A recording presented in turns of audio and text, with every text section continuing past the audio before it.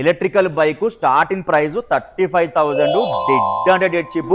ఒక్కసారి ఛార్జింగ్ పెడితే 60 to 70 kilometres mileage వస్తుంది. హ్యాండిక్యాప్ అండ్ సీనియర్ సిటిజన్స్ వాళ్ళకి స్పెషల్ డిస్కౌంట్స్ ఉంటాయి. ఫుల్ ఛార్జింగ్ పెడితే 60 to 180 కిలోమీటర్స్ రేంజ్ వస్తుంది. ఈ లో స్పీడ్ వెహికల్స్ కి నంబర్ ప్లేట్ ఉండదు కాబట్టి చాలా అంటే చాలా అడ్వాంటేజ్ ఉంటాయి.